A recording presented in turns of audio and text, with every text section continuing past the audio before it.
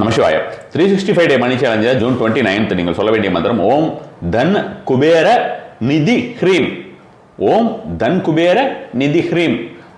தனகுபேர நிதி ஹ்ரீம் சொன்னாலும் சரி, அதுக்கு உண்டான ஒரு பலன் கண்டிப்பான முறையிலே கிடைக்கும்னு வச்சுக்கோங்களேன். பர்பிள் கலர் இன்னைக்கு ஒரு நாளில் நீங்கள் கேரி பண்ணிக்கோங்க, அல்லது பர்பிள் கலரை வந்து இந்த ஒரு மந்திரம் சொல்லும்பொழுது கேரி பண்ணிக்கோங்க. இந்த சென்ஸ் பார்த்தீங்கன்னா, இந்த மந்திரம் சொல்லும்பொழுது தெற்கு பக்கமாக நின்று தெற்கு பக்கம் பார்த்து சொல்ல வேண்டிய மந்திரமான இந்த ஒரு மந்திரம் 9 முறை சொல்ல வேண்டியது. 9 அப்படின்றது இந்த ஒரு நாளை பொறுத்த வரைக்கும் பவர் நம்பராக வந்திருக்கு. 9 மணிக்கு சொல்றது நல்ல பலன் தரக்கூடியதாக இருக்கும்னு வச்சுக்கோங்களேன். அல்லது மாலை 6 to 7, மாலையாக இருந்தால் 6 to 7, காலையிலேயே இருந்ததுன்னா 9 மணிக்கு கரெக்டாக சொல்றதுங்கிறது நல்ல ஒரு பலன் தரக்கூடியதாக இருக்கும்னு வச்சுக்கோங்க.